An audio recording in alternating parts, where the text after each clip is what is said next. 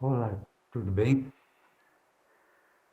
Hoje vamos estudar, sejam bem-vindos, vamos estudar a conferência B22, a vida íntima de cada um. Então, o objetivo desta conferência é nos mostrar que nos desenvolvemos em 3 planos diferentes e que não há que confundi-los nem mesclá-los entre si. Então, existe a vida pública, ou plano público, a vida privada, ou plano privado, e a vida íntima, ou plano íntimo.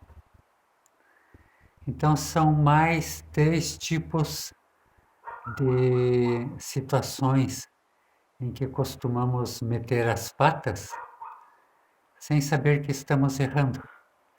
E estamos errando. Então, a vida pública de cada um de nós se desenvolve com as demais pessoas, referentes ao trabalho, ao ofício, as questões do dinheiro, os grupos sociais, políticos, etc.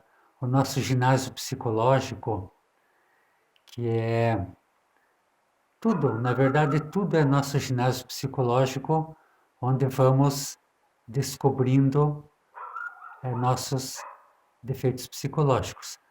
O nosso relacionamento com alunos, com estudantes e, no geral, com tudo o que pertence ao mundo exterior e, portanto, também se relaciona com o sacrifício pela humanidade. Então, o terceiro fator, a escola de conhecimento, etc., é a nossa vida pública. Na questão do ginásio psicológico, nós temos ginásios psicológicos, como eu falei, no geral em tudo.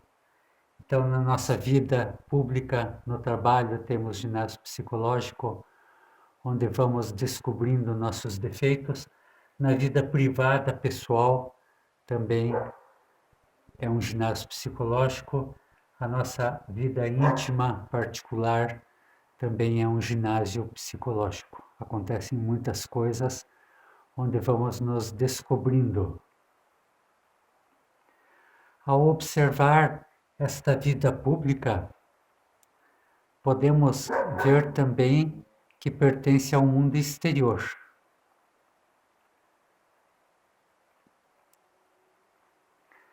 Da mesma forma como a vida privada, que também pertence ao mundo exterior.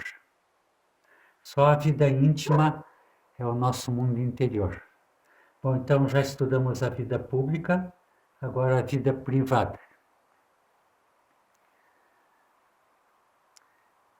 Esta parte se desenvolve referente à família, aos pais, aos filhos, à esposa. Se relaciona então com o nascimento espiritual, com a parte sexual e com o ginásio psicológico que implica a relação familiar. É claro que a parte sexual é entre o cônjuge, marido e mulher.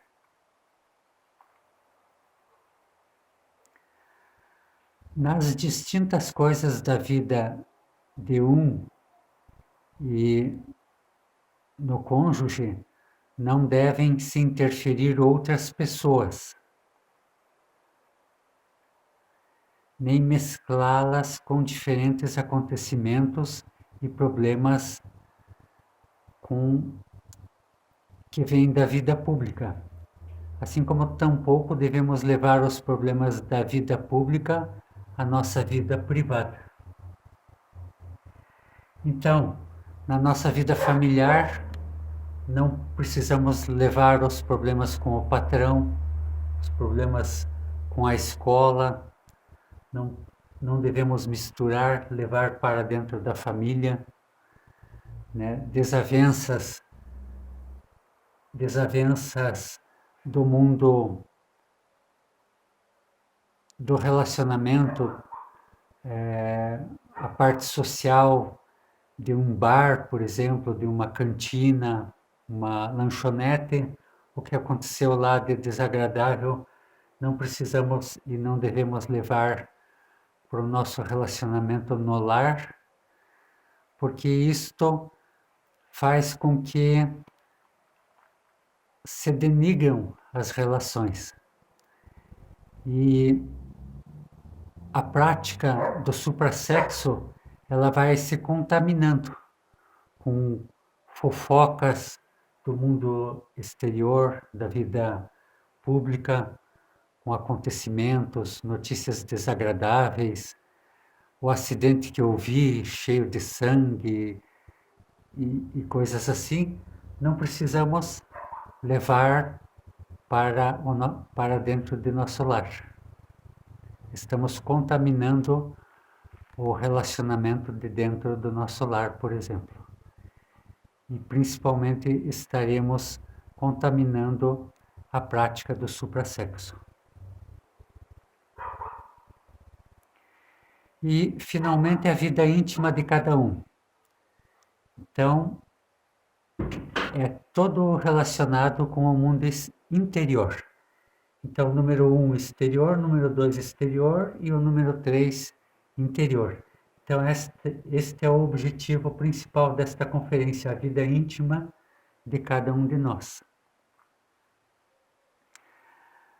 Então, neste mundo interior estão as iniciações que recebemos, os graus que recebemos, os diferentes avanços de cada um, as experiências internas, os ensinamentos secretos que cada um de nós recebe no mundo interior, os distintos segredos que nos são revelados, etc.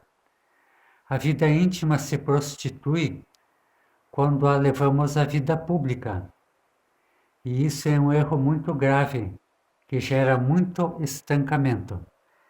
Ou seja, quando começamos a contar nossas experiências, o que acontece em nosso mundo íntimo particular, se levamos para outros relacionamentos, começam então a ocorrer grandes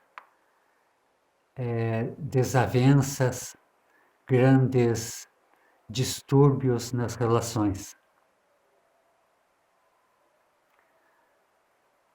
Ao contar nossas experiências, perdemos força. Ao contrário, se guardamos as nossas experiências em silêncio, mais adiante as compreenderemos, e isso nos dará força psicológica. Então, tem muitos sonhos, muitas experiências que a gente não compreende no momento. E se guardamos só para nós, mais tarde saberemos qual a razão e aí extrairemos força daquelas experiências. Muitas das experiências que nos dão nossos pais no mundo interior são as advertências das coisas que vão suceder no mundo físico, que nos permitiriam desmascarar traidores, conduzir os grupos pelo caminho correto. Porém, quando comentamos aos demais, não logramos dar-nos conta das advertências que fazem. Muitos estudantes contam suas experiências tratando de que os demais digam que está trabalhando, ou seja, por orgulho, por vaidade. Então é o hipócrita, por exemplo, que fica lá na frente no templo para que todos o vejam e assim digam que está trabalhando. E quando contamos as nossas experiências, estamos, na verdade, querendo que as outras pessoas interpretem nossas experiências. E aí vamos nos acomodando nos confortando. E ao invés de nós, com puro esforço, com pura meditação reflexiva, ao invés de nós descobrirmos as respostas para nossas experiências, vamos nos acomodando para que outras pessoas traduzam as nossas experiências, até a ponto em que começamos a consultar videntes, etc., escolas de autoconhecimento, escolas de conhecimento de todo gênero, pseudo-esotéricas, que nos falem daquilo que se passa em nós, porque isso é muito mais cômodo, mais tranquilo. A maioria dos estudantes não sabem interpretar suas experiências e quase sempre as interpretam equivocadamente. Porém, o pior é pôr para que outras pessoas interpretem as nossas experiências, visto que todos estamos dormidos. E o que é pior, um dormido que não tem relação com a experiência que eu tive, não sabe nada do que se passou em minha vida particular. Como é que esse dormido vai querer traduzir minha experiência? Mas é culpa nossa, por que a gente conta? E isso nos acaba confundindo e nos desorientando ainda mais. Então, um dormido começa a nos dar conselhos, e isso nos desorienta e nos confunde ainda mais. E nos tornamos dependentes deles.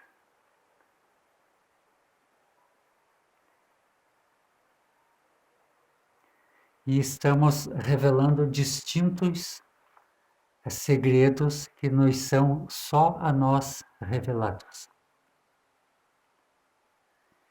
E isso nos prejudica terrivelmente. Nos fazem um grande mal. E nos afastamos e podemos até sermos tirados do conhecimento, de acordo com a magnitude da traição que fazemos. Porque quando contamos uma experiência, então podemos ver aí no mundo das relações, quando uma pessoa diz, eu vou te contar para você um segredo, mas não conte para ninguém. Então é assim que a gente diz. E se a gente conta, a gente traiu aquela pessoa. E aquela pessoa não nos contará mais nada. E até poderemos perder a amizade com ela. Ou seja, sermos sacados do círculo de amigo desta pessoa.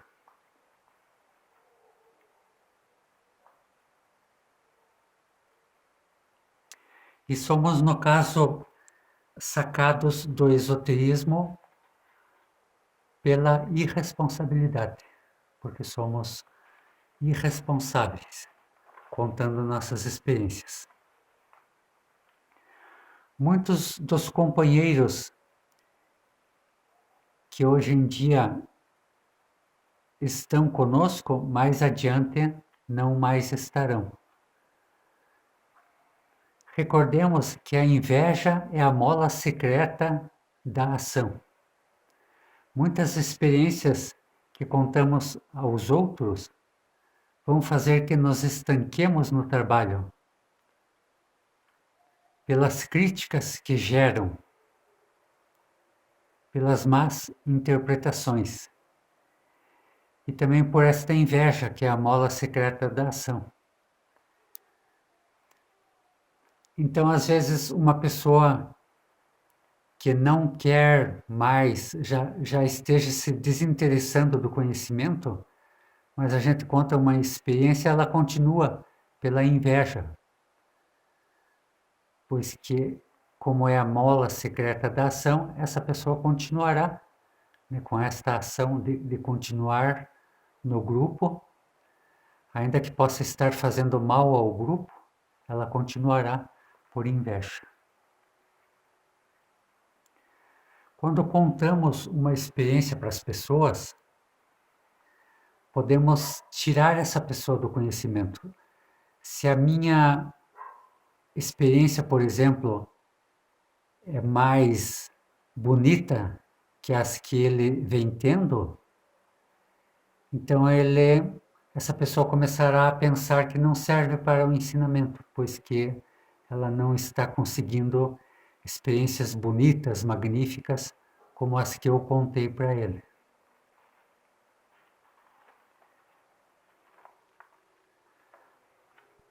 E muitas vezes a gente pode se desmotivar com isso.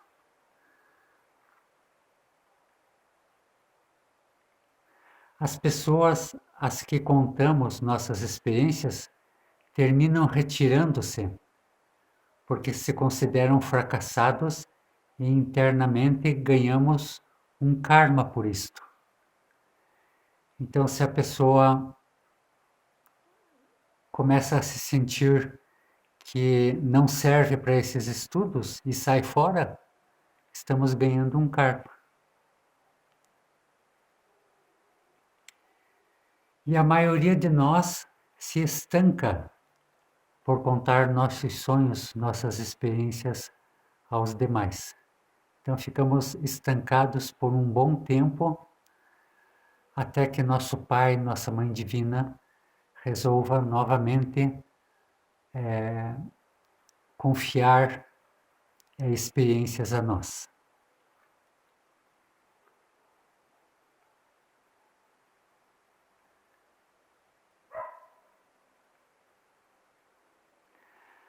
Quando contamos nossas experiências, as pessoas também manipulam nossos defeitos psicológicos.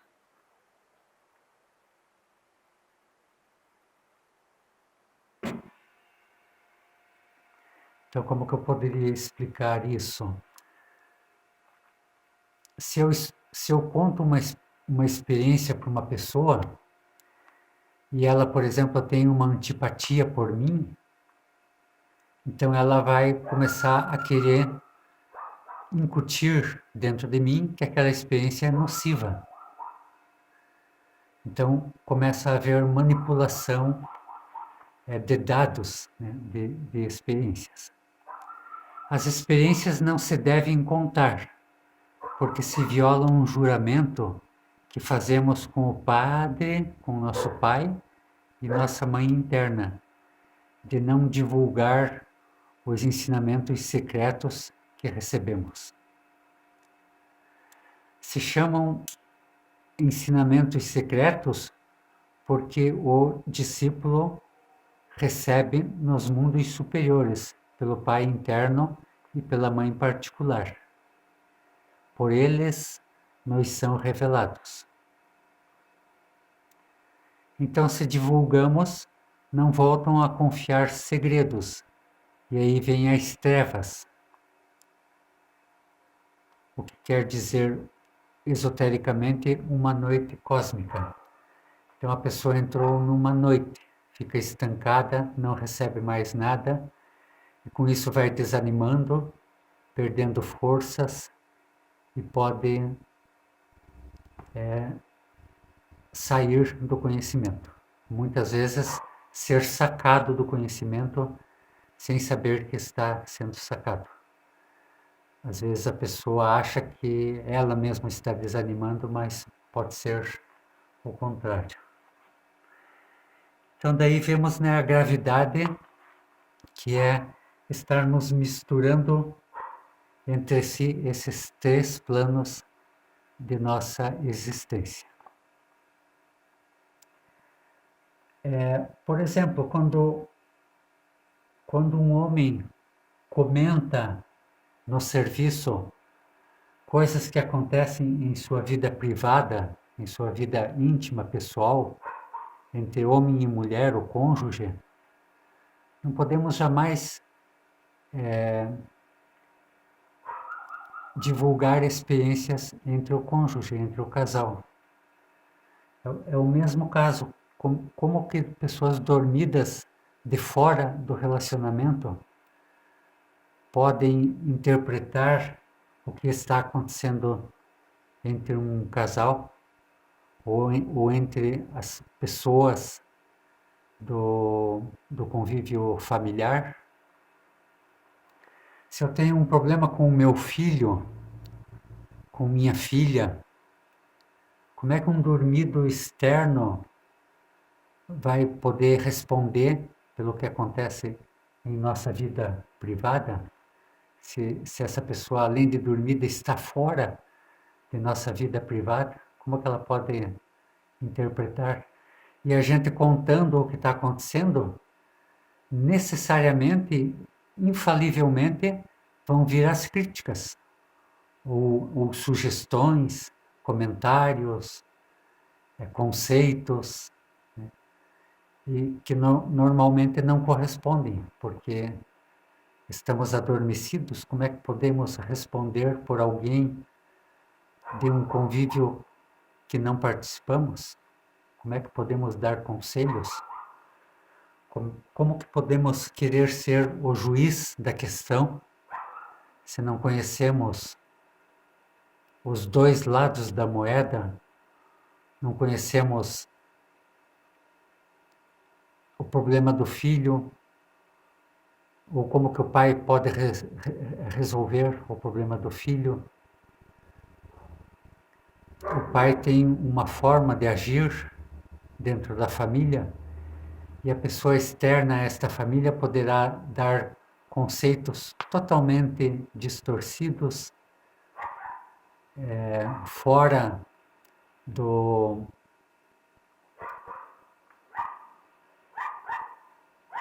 fora do modo operandi de um pai de família, algo totalmente equivocado.